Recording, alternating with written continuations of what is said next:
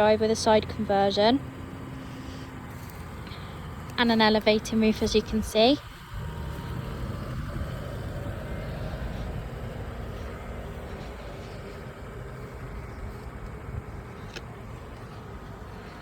Side fire armour warning.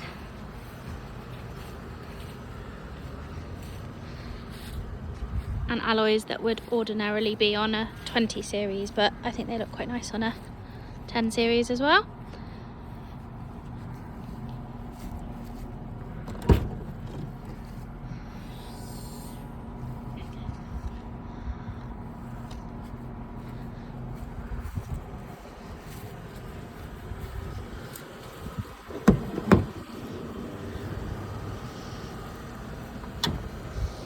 Here you have the gas locker and the toilet that's accessed from the other side, but for removal purposes, when you pull up at a campsite next to the toilet waste disposal, you can access it from this side rather than having to traipse it through the vehicle.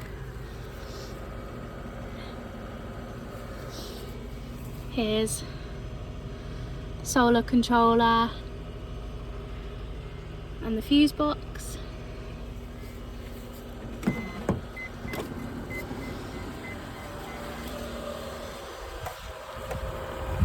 Front cameras on this one.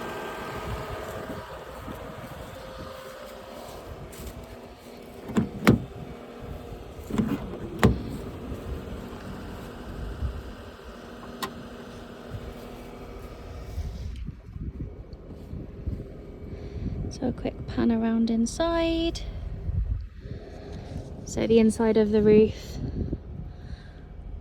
beige so that it matches the vehicle, and then bedboards are there. There's another two up there, but you can either have them all the way across, which is more enclosed, or if you put them further to the back, you've still got this space that's open. So a table on a table rail, so it can either be all the way back, giving more space here, or all the way forward, giving more space all round. This seat swivels, which I'll show in a second.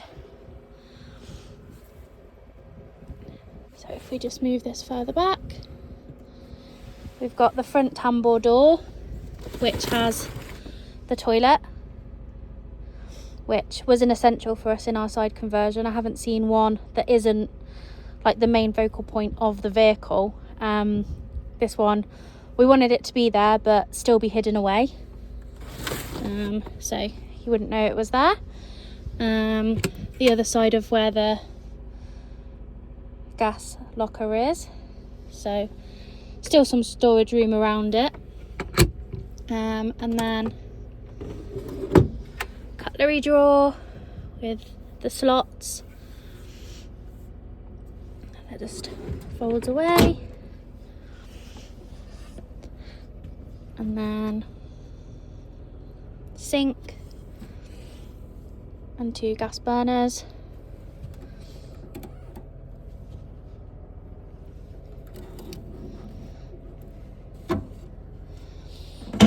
So obviously a lot of converters put their front loading fridges here, but we found that you spend all of your time obviously using it as a fridge, keeping everything cool, and then as soon as you open it at night, where you've spent ages getting your camper warm, all of the cold air from the fridge escapes into your camper, which obviously isn't ideal, and they're just too big and bulky, which we obviously wanted to incorporate a toilet, so that was the best place for the toilet. And here we have a top loading compressor fridge, so it's hidden away, it's not the main focal point of the camper, and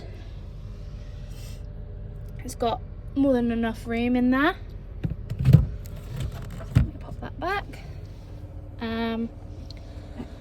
move this round. So you've got your control panel here, where you could turn on your water pump and off, the lights inside of the roof, and then the headliner lights here. I'll show you how that works in a second. And then you've got a tambour door at the back, which there's a lot of storage in there. We actually remove the side panel of the vehicle, meaning that you have all of that space that isn't just covered in valve trim, so this sort of material, and kept in place. We actually remove that, meaning you get all of the space that that takes up and the space behind it.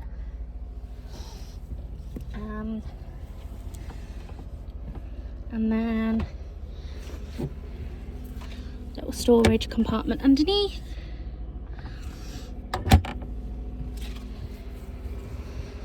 We'll go around to the rear of the vehicle.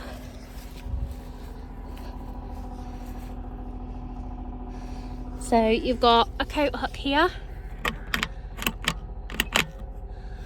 and then a safe with a proximity charger inside. So we found a lot of campsites you end up putting your phone down on the table and then walking off, and it's very easy to take. So you can pop your phone in here on charge, and then you can just lock it away, take the key, pop it on a lanyard or something, and then you can take that out and about with you.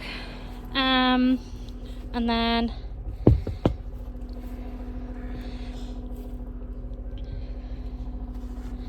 if you fold this piece up out of the way,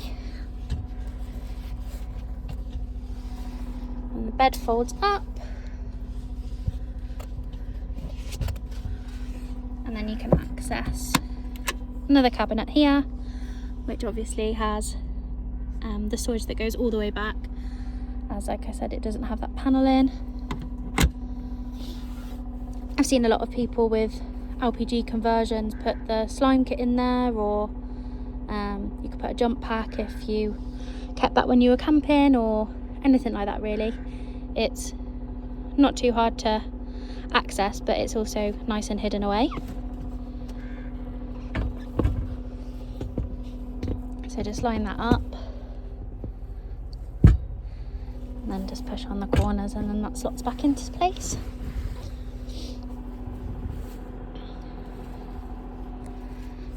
It's got dealer option curtains on this one, across the middle and along the sides.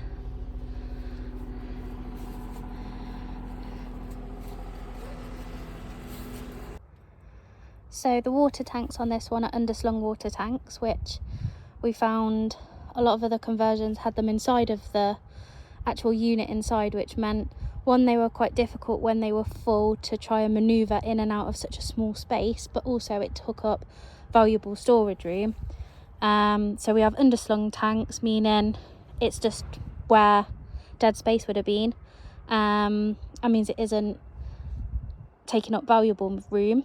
And then so clean gets filled up here, and then waste is on the other side with the tap underneath. So to swivel, pull the peg that's underneath, move the seat forward so it doesn't hit on the side, rotate it round, and once it's fully round, if you just locate the pin again, and then that will lock into place.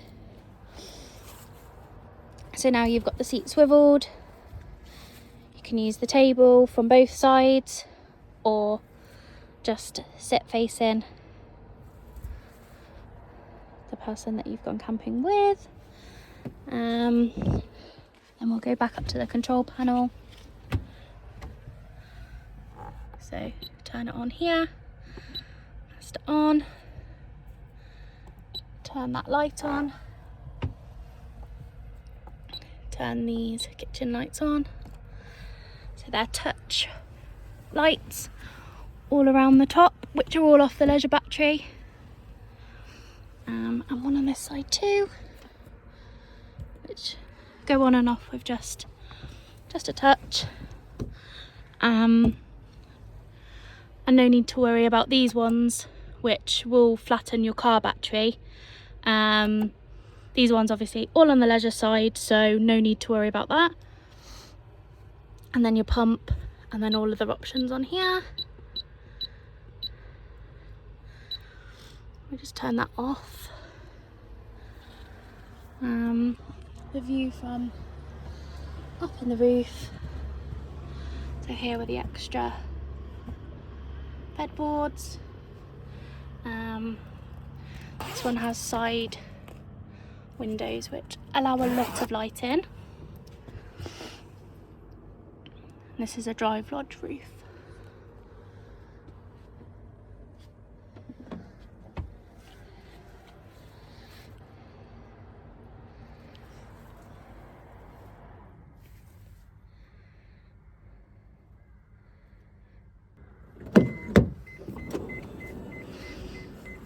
Electric power door.